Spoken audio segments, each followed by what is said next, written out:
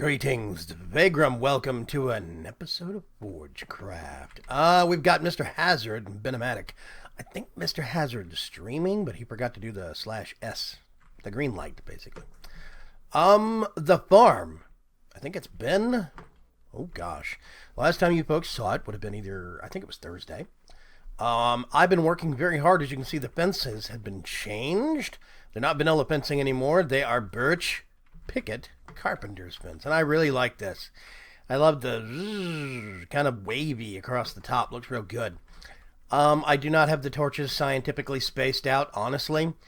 I could probably get rid of most of the torches around the perimeter, specifically because I have a magnum torch now. Let's go down here real quick. Magnum torch, big thing. I have my personal anchor. This defaults to 3x3. Perfect for our needs. I put it in this center chunk, as you can see on the map right here. Basically the Coupe is in the center of the 3x3 grid. Up here we still have the tree farm going, but as you can see, I've actually got some dark oak. This was contributed by somebody. I can't remember if it was Manalian or Mr. Hazard. But I do have some dark oak going on the building now. You can probably see on the map that it actually goes all the way up to the roof, too. This is my freebies chest. It's just stuff I don't need, basically. I have so many aluminum moorberry bushes, I'm literally giving them away. This is my book to Digger, my book to the Nether, because Nether portals are crap. Yeah, so I'm still using a lot of birch wood, but this tree yields as many logs as all of these do. So it's balanced. I will probably stock up some barrels, spend a weekend, or maybe if I can automate it, I can mix up an automated farm in the corner somewhere that's got a little bit of harvesting, a little bit of a, planter, MFR tree farm thing. Down here, southwest corner, yes, bees. I am messing with bees to no success at present. I have a whole bunch of modest bees because, as I've discovered, if you look right here, let's turn off any on. Hot/arid. Bee suit. Please make an apiarist suit. Hot/arid. Yeah, I'm in a woodland biome. A forest that is basically just as bad or worse than some deserts. And this comes as a huge surprise to me. I didn't really think that the woodland biome was that bad. I specifically settled in this because I figured woodland is going to be more moderate to middle line, but it's not. It's basically, if I look at the map, I should have settled right down here instead of right up here, because this is an orchard biome and it's a lot better temperature. So this is all orchard right up here. So if I could actually just move the orchard line over here, I would be a happy camper. I just don't know how to do that. Yeah. I do like how the Coupe is coming along. Oh, never mind. I thought I had a place where I was missing windows. I need to do this and put ladders on this end of the bridge on all entrances. Let's get some sugarcane. Okay, got them all. Now is where the fun begins. Yay! I have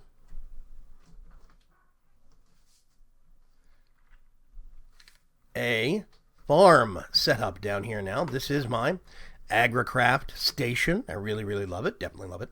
I'm having a lot of fun with this. As you can see, this is my storage system. I have put it under the in the floor so I can very easily walk across it and look at the numbers. It's not a big vertical wall. This is my solution to tackling the chicken problem. Let's see.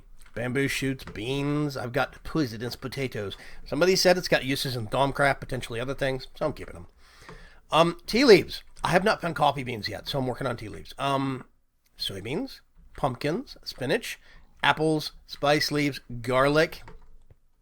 Over here I've got cotton, carrots, melons, potatoes, wheat, sugarcane, and tomatoes. Specifically made melons because I had to have a melon for part of the potions for the magnum torch right over there. So I had to make melon seeds. And in order to make melon seeds with Agricraft, I had to go through pumpkin seeds. See, three growth, 3 gain, 3 strength. These are just 1, 1, 1. I will update these later. I'll max them out to 10, 10, 10, but at present, this is fun.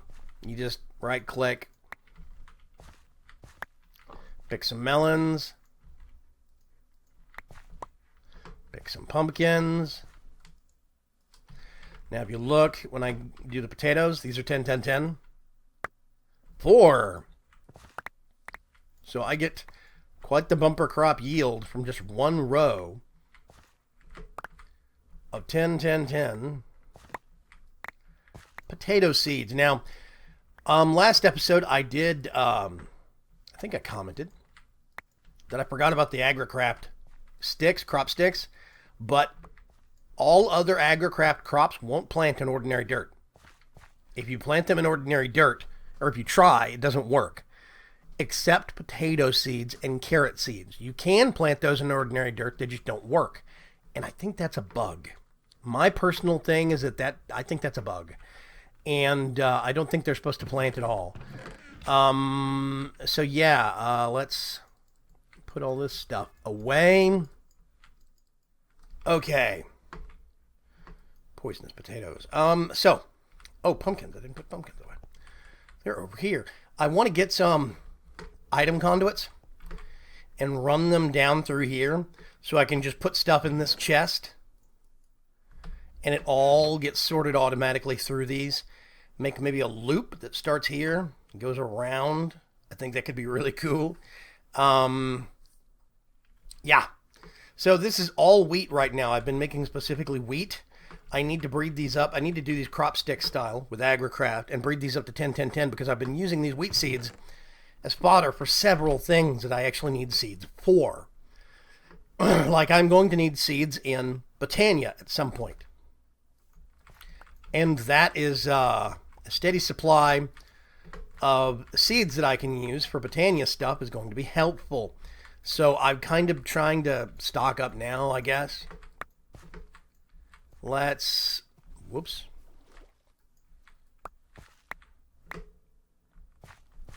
I missed something. So these things that are whirling around overhead, I do not have this completely planted out with Pam's stuff because I want to do a whole line of coffee over here once I find it. And I'm looking for peppers, red peppers over here, because then I'll have the ingredients to make chili. And that will be good. Let's see. Let's get all of this stuff put away. What else do I have? Is that everything? That's everything. Okay, awesome. Let's turn NEI back on. So, how did you? Oh, you must have fallen over the edge. Yeah, so I had to make melons for the sake of being able to make a magnum torch. Another thing that we needed to make a magnum torch was a QED, and we didn't have one for the server yet. Nobody had made one yet. So, let's get a digger real quick. Pipple. Oh, Mist has started playing. Unhouse. Interesting. Yeah, let's see. Manalian's been making progress as being a vampire. Benematic was one of the first people that really settled in and came to Digger when we made it. I was the second person to put a book down after, of course, Dyer, set up everything and then made a base here. Then Benematic, then me, then Manalian, Hazard, the Lictor, and Hipster. Atomic Blom's been on the server. Arkember, I believe it is. Bonnie. I'm going to say Bonnie. Whatever. T-Box and Alex begged. So yeah, welcome to Direville 20, aka the sweatshop. I really do like this trodden dirt from Botania. It looks nice for a pathway. Dyer set this up. He even set up, we've got a pulverizer that's been speed boosted. We've got a redstone furnace that's been speed and efficiency boosted. The pulverizer's been speed and efficiency boosted. It all outputs here. So you put your stuff in here, it comes out here, or doubled and everything. Dyer, there is no AE system. Nope, Soren. I don't think Dyer's seen this yet. He might completely undo the thing. But basically, Soren's been limited to the array of the extent to which he can get into ME2 this season. Magma Crucible, Fluid Transposer, we've got an Induction Smelter.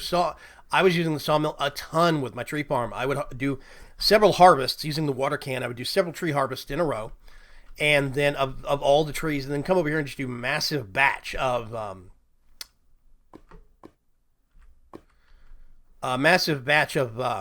wood processing. Yeah, it was cool. I really liked it. Energetic Infuser, I was using this initially. I do have charge up tools. But I now have better solutions back at home. This was set up specifically. There is a universal lava. In order to prevent people from going into the nether and pumping lava out and potentially creating lots of lag on the server, we set up an ender tank that is being fed by several creative tanks on way back at spawn. So it's always loaded. And anybody that makes an ender tank and colors it orange, orange, orange, as you can see by the tooltip, will actually be able to tap into that. I have done that. So we're using this as a magmatic dynamo to power up this hardened energy cell that powers all of this stuff. So there is a limited amount of power going through these machines right now. I think I had the machines. I could probably, or the resources, I could probably come use these machines and make an upgrade to that, I think. Oh no, we'll have to see. But we got this igneous extruder being fed with water and lava to make obsidian. So we have a barrel full of obsidian, which is very, very nice. I like that.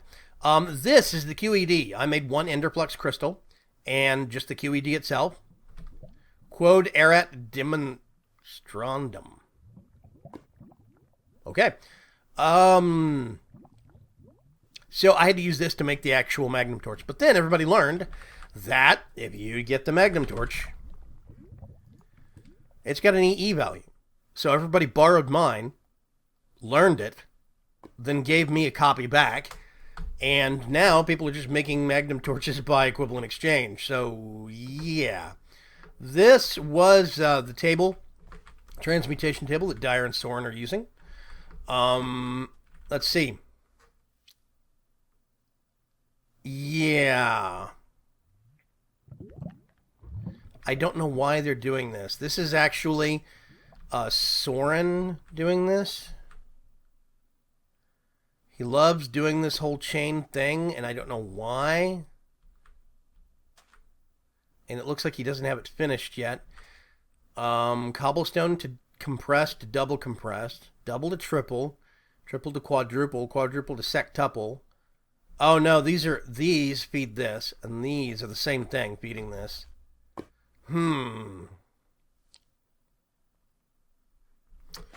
Yeah. Okay, anyway.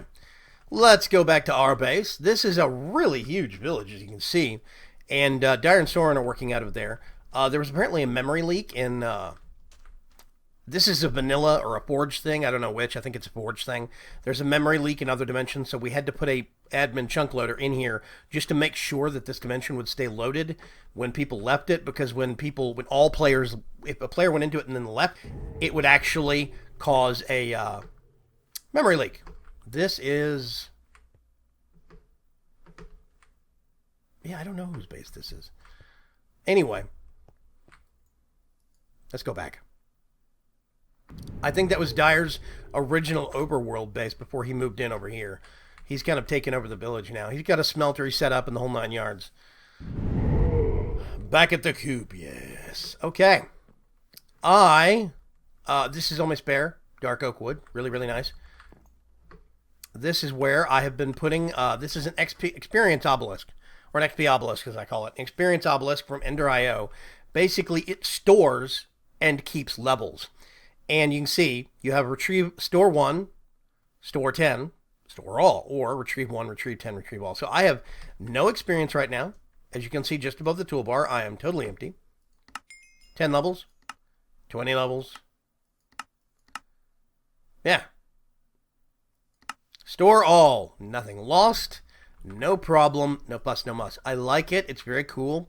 Apparently, there's a little tool you can make, a wand. You can right-click on it and store all your experience with it or get experience out of it if you sneak. But that interface is just fine. It works fine for me. Let's go upstairs. Actually, you know what? Let's go downstairs real quick. Under. So, okay. These are the two chests that are in front of this machine right here. It's these two chests, okay? Just so you have your orientation. This is the actual item buffer that's under. I think you can see it right there. There's the alloy smelter. So this right here is the 4x4 central shaft of the actual Coupe. That is my orange ender tank, and it is feeding, whoops, over here, there we go, a magmatic dynamo. Okay, this is actually very cool. This is the first time I have ever messed with the upgrade system in thermal expansion for 1.7.10. I've never got into these last season because I didn't have the resources to, not really, or I was preoccupied with some other problem, but I've got it comes with this. I put in this plus 10% base fuel energy, so fuel yields more energy, then plus 35% base fuel energy. It also increases efficiency. Basically, you're getting the same, I think you're getting the same fuel, the same energy output for less fuel. And since I'm tapping into the server's lava reserves, I wanted to increase fuel efficiency a lot. So I did 10%, then another 35%. Then I did 2 times produced, 2 times fuel consumption, and it lowers the energy a little bit. So basically this cancels out this and part of this. Or it actually probably cancels out a little over half of that. So these two are to kind of counteract this. But this generates 160 RF per tick. That's 160 RF per tick. And it is not running constantly. I do have a personal anchor, but this only is online when I'm online. So when I'm offline, my base is not chunk loaded anymore. It unloads. Nothing happens. I specifically engineered it. Let's see if we can find it. That is the bedrock chunk. The bedrock block. Actually, is it? No, that's somebody's base, I think.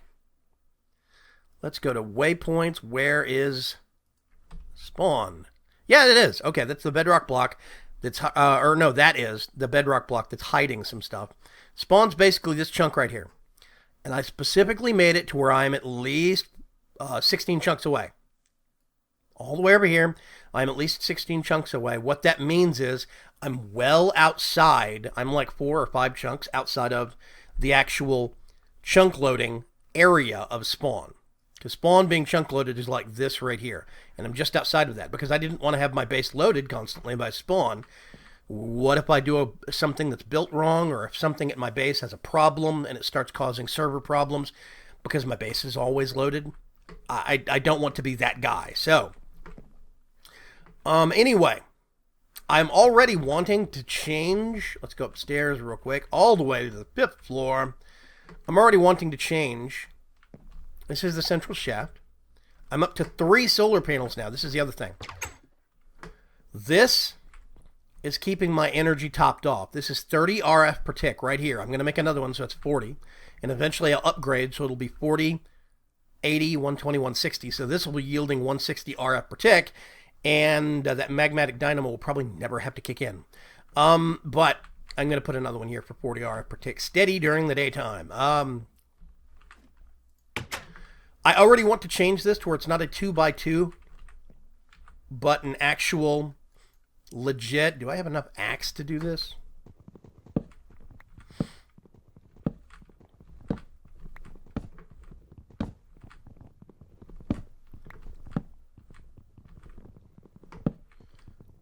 No, I don't. Okay.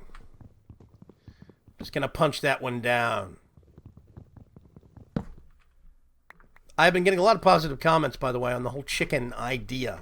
A lot of people seem to be rather enamored with it. Okay, so the machines were sitting right here against this block. Basically, a machine was right here. What I want to do is widen out the central shaft of the actual house of the Coupe so that it's not 2x2, but 4x4. What this means is I'm going to have a larger wall of machines. So the machines, instead of sitting against this, they'll sit right here. I'll be able to have 4 machines per bank. This will increase the number of machines I can have per floor.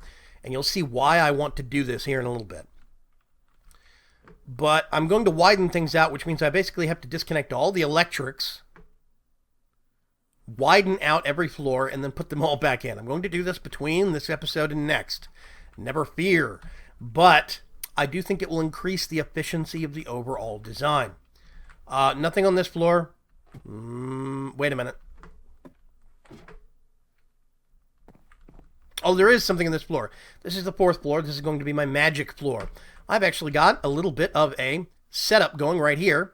As you can see, I'm getting some random aspects occasionally from the actual bookcases in my table. That's what that little sparkle means. I don't know why I'm not getting these two, but I think I need to put more bookcases in. I'll probably put one here and one here to see if I can boost that a little bit. I can actually do that right now.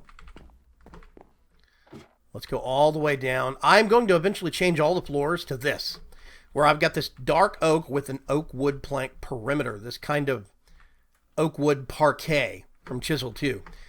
I'm going to change every floor to look like this. The upper floors I just haven't done yet because I had to stop to do some oak wood harvesting again. But when I'm overhauling the floor layout, I will actually address that. So, I think I have, let's do 6. And I have just enough wood for that to be perfect. 2, 3, 4. Yep, I put my brewing stand right there. Little chest. I need to put some, I actually need to move this. Maybe.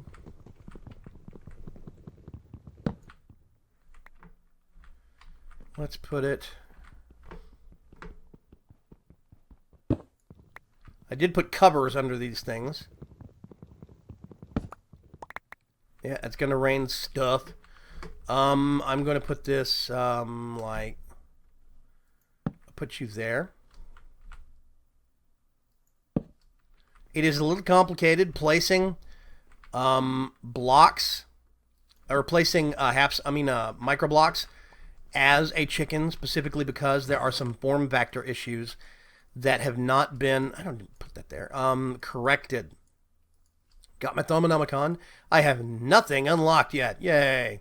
I made a bookcase to put up here and put my Thaumonomicon in it, but then I realized I'm not sure where I'd put it. So, meh. But this is the Nook. I think these will update after a little while, and I'll get 1 or 2 new aspects of some different kind from these bookshelves. It's going to be nice. I like using bookshelves because it gives you a random selection of things. Once I unlock more aspects, it will give me others of those aspects. So this is the 2nd floor. Here's first floor down here. This is the 2nd floor. Now you'll probably recognize these machines. The squeezer from forestry. Carpenter. Here's an old tool that I haven't used in a while that I really haven't touched is a compressor. IC2, it's very interesting. I haven't messed with IC2 in so long. It has been quite a while since I've messed with IC2.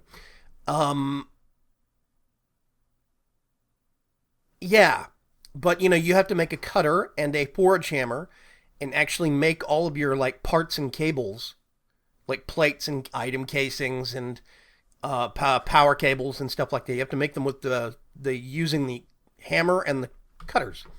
But then you use parts from that to make a metal former, and then basically this does all the extruding, rolling, cutting, does everything for you.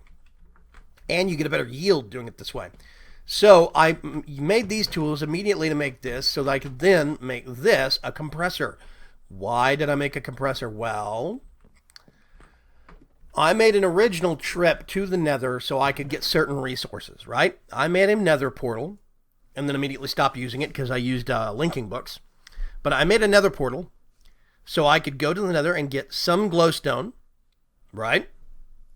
And some Nether quartz. And I wanted to get some blaze powder and blaze rods. But here's the thing. It is hazardous doing some of that stuff in the Nether under-equipped, much less as a chicken. Now, I actually wasn't a chicken in the nether. I was flying around as a bat, not a fire bat, a normal bat, 3 hearts. And basically what that netted me was I found glowstone and nether quartz real quick. I found some soul sand real quick. I did not find any nether wart. I had to go back for the nether wart on a second trip. But I never found blazes. I found a nether fortress, but all the blaze spawners had been taken, or they just never spawned in. I don't know which. So basically what you do is if you go to the desert, let's see if I can find it. It's a Thaumcraft plant. There it is right there. The cinder pearl. This actually spawns in the desert. You'll find little groupings of them. So you get it and you just put it in a crafting grid and it gives you blaze powder. Well, blaze powder. Oh God, where is it? Wait a minute, what is that? Oh, but firewire. Duh. Compressor, yes. So I had 1 blaze powder. So I can basically EE that, right? Equivalent energy. But I didn't have any blaze rods. And I didn't want to bug any of my fellow server mates. I kind of want to figure out a way to make my first blaze rod. So I was looking through this, trying to figure out what I wanted to do. And I just happened to check the uses for blaze powder because some packs have it where you can put 5 in a grid and make an actual blaze rod. But with this, I can get the actual blaze powder, put it in the compressor, and actually get more. I mean, turn it back into a blaze rod. So 5 blaze powder became my first blaze rod. I did EE for that. Now I can just make them with equivalent energy. The next step is to actually make an extractor so I can get a higher yield out of rubber when I'm doing rubber plants for MFR. And that's going to go right here. I've got a squeezer that is squeezing seeds into seed oil so I can start making impregnated casings for forestry stuff. This is a squeezer and a carpenter. I think I'm going to pump water into this one and then use this for something else. Fill it up with bottles, but I can't remember what. I think honey. I can't remember. Anyway, centrifuge. Getting honey drops and wax from honeycombs. Let's go over here. I steer by minimap at this base. So much of my stuff is oriented based upon compass direction. So basically right now, here are my plans. You see, I've got some beeswax. I've got some honey drops. I have no plans to do a ton of bee stuff on camera. I'm going to be checking in on it. I'm probably going to do some on-camera work getting started with genetics, which is a mod by Benny. Let's see if I can find it.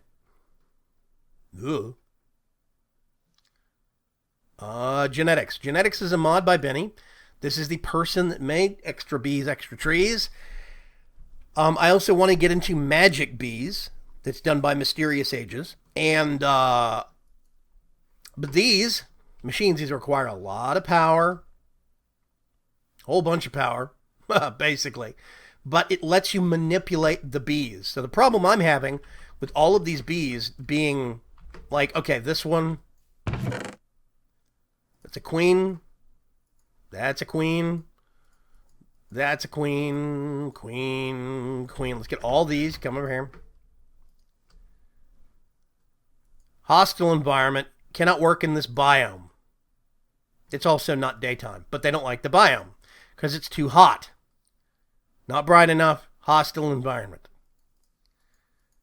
Whoop. Hostile environment. You see, the temperature is too hot in this forest. Except for the meadows. Or not meadows. Modest. Except for the modest bees. So what I do is I get these bees. I'm building up a backstock of drones. Right here. Modest drones, common drones. I'm going to get these modest drones and take them apart and try and find the genetic flags that let them do their work in this environment. Then I can inoculate all of these bees, like these princesses and whatnot, with that actual bee.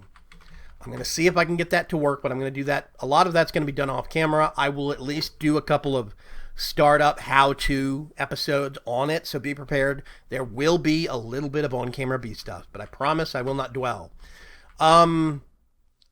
Furnace being heated by the external heater from Immersive Engineering. I wanted to real quick show you. You're asking me how I'm actually powering these machines. I have my compressor and my metal former right here. If you look, you'll see an LV wire connector with LV wire that is just connecting straight to a power connector for Ender IO. That's it. These things dynamically adapt between RF and EU. So basically, Immersive Engineering is my power adapter to be able to use Industrial Craft 2. There's no more power drain. Just because these machines are plugged in does not mean they drain power now. You see, that is filled up. If I disconnected that little thing right there, that LV wire connector, you can see it right there. If I disconnected that, then this would slowly probably lose power. But because it's powered now, it is actually not draining anything off the system. Now, speaking of drain, over here, this is on the east side. This is my double capacitor bank. It started as a basic capacitor bank, which was right here at this block. That's only 1 million RF. Then I upgraded it to 5 million. Then I made a second one, so I have 10 million RF of backstock power. Now, as you can see, I do have power coming in. This is actually, I think it's extra.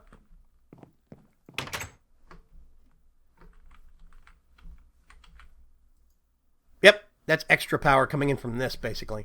This thing is always kind of running slightly. I've got RF controls turned on for that thermal dynamo. Oh, that's because it was daylight. That's why. It was dawn, so I was starting to get some sunlight power. As you can see, I've got N power plus 12. And as the sun comes up, it will slowly start to get better and better. I get up to 30 RF per tick, and it tops things off to 10 million here. Now, here's the thing, though. I do have that 160 RF per tick thermal dynamo down there. But it actually doesn't kick in unless the power, my overall power reserves, gets below 75%. When it drops below 75%, which usually means I'm doing a whole bunch of processing, then it turns on, it pushes it up to 98%, and then turns it off. As long as it stays between these two ranges, though, the actual solar panels are what topping it off, and that dynamo is not running at all. So I have a redstone controlled base using the engine controls on the power monitor. It's real easy. It means that my generator systems are not constantly running. Just the passive power gain is. And that's better for the server. At least in my opinion it is. Painting machine. Very, very useful. So, I know this episode's mostly been a base tour, but I really did get a lot accomplished for the base. I wanted to show you guys what was going on. Let's go up to the roof real quick. I have jaded ladders all over the place. I love these things. That's what they're called, right? Yeah, jaded ladders. So, okay. That is going to stay farms. Eventually, I'm going to get the rest of that filled out with with Agricraft crops. I'm going to get that all swapped out with all wheat from Agricraft. If you get the wheat, you grind it and turn it into flour. You bake the flour into bread. And then you bake the bread into toast. Well, there is an oven, a furnace that's been upgraded with a trivection chamber upgrade in the workshop. If you put food in there to smelt it, you get double the yield. So 1 stack of flour becomes 2 stacks of bread, which becomes 4 stacks of toast. It's kind of broken. As you can see, I have the sprinkler system from Agricraft set up. If you notice, it's not raining, and the water is staying topped off. How am I doing that? Well, if you watch the support beam, aha! I have a reservoir from Ender IO down here, hidden under the farm. Let's see, yep, reservoir right there. And it is pumping out into the tank. And these, of course, all cross-connect. I actually don't need these anymore. So these are acting as a little water tank to hold for the reservoir system. There's one right there. And then we've got the 3 sprinklers. These sprinklers give a slight growth boost to the crops. They also keep the actual farmland irrigated, which means technically I could fill this up if I wanted to. I don't need this water block anymore. but I like leaving it for the sake of aesthetics. So yeah, I'm really happy with this. Now I can actually keep this topped off and these running all the time, despite it being raining or not. And it's nice. So these are always getting a growth boost. These are always getting a growth boost. Now, you have to remember, my base is not chunk loaded when I'm offline. So I'm having to spend a lot more extra time on the base this season than I did last time. I can't log in, check on some things, and log out, because when I log out, everything stops existing. Unless there's another player in the area. But for the most part, there's only one person settled in nearby, and it's TTFT Cuts. And it's that thing. You see that massive tower over there? That is his base. That's his base over there. TTFT Cuts is actually settled in over there. This is going to remain the B corner. What I'm going to end up doing is pulling the apiaries out away from the corner, and I'm going to do a little stand, almost like that shelter in the workshop. It's just going to have a little bit of a roof, and I'm going to put the machines for the genetics and all the bee stuff in that little shed out there. Because I don't want to be running from bees out here inside of the coop, out there inside of the coop. I may as well put the machines out there and keep them out there. I also am probably going to do some passive power generation under the dirt, somewhere underground, right under there, probably like some thermoelectric dynamos from Immersive Engineering that we used last season. I'm going to sink a whole bunch of those underground because I'm going to actually need a lot of power for the genetics machines. There's even a possibility I might make a big reactor that I only turn on occasionally to charge up this big battery system. I could also put a big capacitor right here and make a one-way charging system from the main network that I could turn on via cable, but I don't know. We'll see. Basically, I think I'm going to have to make this its own power grid so that the machines don't brown out the workshop in the coop. But the bees are going to stay over here. I'm going to try, and I think I don't need these apple trees anymore because I have a copious supply of food from over there. So I think I'm going to cut down the apple trees that are near the coop now, and I can actually start putting other more decorative stuff or functional stuff under and around the bridges. That's the actual goal. I want to spruce it up and make it look a little nicer. Right now, those these apple trees right here kind of block the view. So yeah, all of them. You see over here. That was my early game food, and they worked well. They served my purpose great. I just don't need them anymore. I'll probably do 1 or 2 last rounds of harvest, and then chop them down. So bees are going to stay there. Trees are going to stay over there. I'm a professional YouTuber. I left my phone alerts on. And over here, this is the Botania corner. Now, let me jump off of here real quick. Actually, I'm going to get this is why I love the longsword. Hoop. Whee. You can get a jump start. And this is why I love chicken. Flappy, flappy. Finally found sunglasses, by the way. Don't they look awesome? So people can spot me as a chicken now.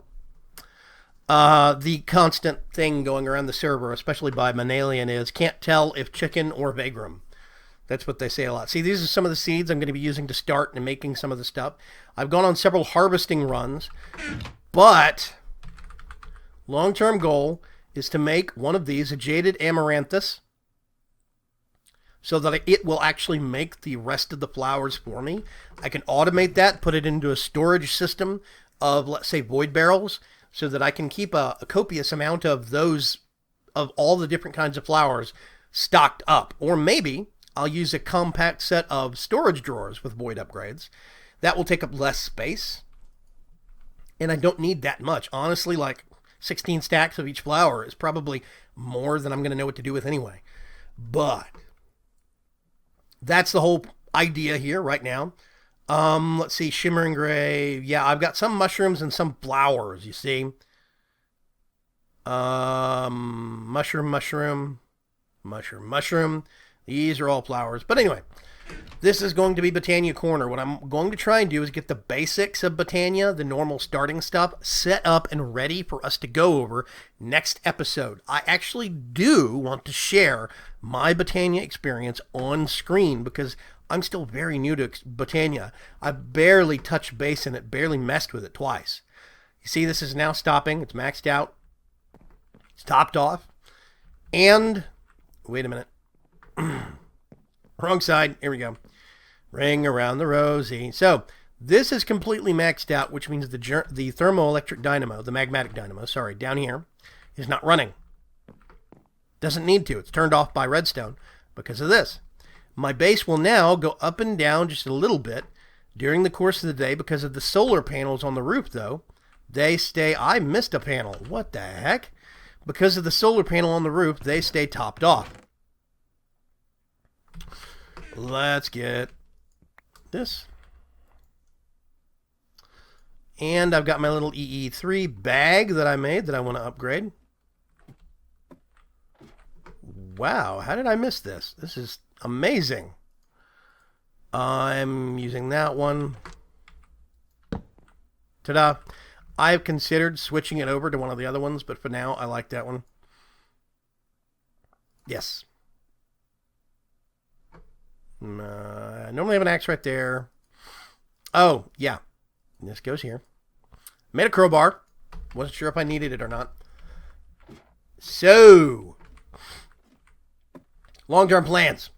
I'm going to expand out the central shaft on the actual coupe from 2x2 to 4x4 so that it actually has a spacing, a 2x2 spacing right down the middle that I can use bat form and fly down. I'll put a hatch on the roof. That way I can actually do easier maintenance behind these machines. That's motivation number one. Number two, I'll have a bigger bank of machines that I can actually store per floor. Oh yeah, water. Let's see, did I miss anything? Over here is the Tinker's crafting station. My axe. This is a stone lumber axe. So my lumber axe I just fix with cobblestone. Works great. Just put it in there, put some cobblestone in there, boom. This is my anvil. Its name is Rupert. I think that's it for this episode. I was really wanting to catch you guys up on early game starting stuff. I'm really liking this, and especially now that I've actually got a magnum torch, I generally don't have to worry about ambient threats right outside the actual doorstep. Now, if I go adventuring in the woodland, in the wilderness, there is the 2-heart problem. If you look directly above my cursor, I only have 2 hearts, okay? Which is where we need to circle back around to some etiquette. Etiquette specifically in the part of commenters. I hate to end on this, but I have to. Basically, I set myself up the chicken challenge to live as a chicken, to try and exist in a smaller, tight quarters base. I said this specifically because I liked the idea. If I go under here, you see I've got this central spiral, right? Right here, I actually have ore berries. This is where I'm growing my nether wart, and I need to expand it farther down. All of these spaces are easier to cram into a small area because I only have to worry about them being 1 block tall. It's going to get dark.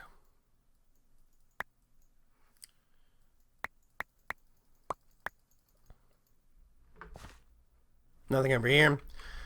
And I'm not doing this to be hardcore, quote unquote. I recently cleared this out and processed all of these. Like these I don't need to keep here anymore because I have the XP experience obelisk upstairs. So I will put those in the experience obelisk. I have a good amount of nether wart. Let's go.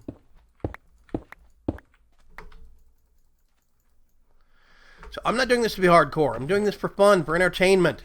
Periodically, I have to actually shift into my normal form. For example, move my bedroom out of the way. Whoop. Okay, for example, to sleep,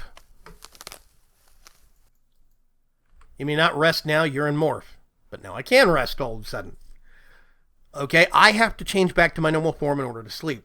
I have to change back to my normal form quite a bit in order to actually place blocks. Forest Raven's been my flight mode.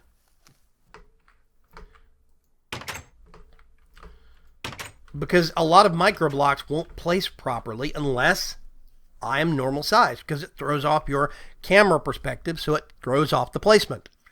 I have figured out how to adjust for it slightly, but it's still the fact that it's broken in Morph, and it's a broken connection between Morph and the game itself, between Morph and Minecraft, because Morph is pulling off something that isn't supposed to be possible. So I have to actually adjust for that. I have to compensate. Well, there's other problems. For example, water, okay? This is easy. I can get out of this, no problem. As soon as I go over here, this is too deep. And a lot of times when I get into deeper water, it will suddenly bug out and think that I am 2 blocks tall, and it keeps me submerged 1 block below waterline, which means I can't breathe. In order to compensate for that bug, I actually have to change back into human form. So every once in a while, like in the first episode, or second episode, I can't remember which, I had to get clay, and I changed back. I made the comment it will be faster this way anyway, but it's specifically because if I get into deeper waters as a chicken, I can't always get back to the surface, and I don't see the point in dying for the sake of keeping the actual continuity of things, staying chicken. It's a bug. I have to work around it. I am a casual player. I am not hardcore. Periodically, I'm going to have to change out to actually normal form. When I mine, I don't do it in chicken mode because, first of all, hammers don't always behave properly when you're in chicken because of that perspective change. So I can't do a horizontal 3x3 hallway as easily. Problem number 2 is I only have 2 hearts and I get jumped while I'm mining. 1 shot will kill me unless I have some really epic armor. I've gone through 3 or 4 suits of armor. I've died about 9 times while mining because I was mining as a chicken to stay true to things. But I am going to have some instances where I'm going to change out of it. If you don't like it, get over it. Don't comment. If it bugs you so much that you feel you have to say something, I will remove your comments from the channel. And if that bugs you, unsubscribe and move on. I'm giving you an allowance right now. If I'm not hardcore enough for you, if I'm not true enough to my actual goals or ideas, I'm sorry. I am sorry that I have failed you as a YouTuber and entertainer. Move on.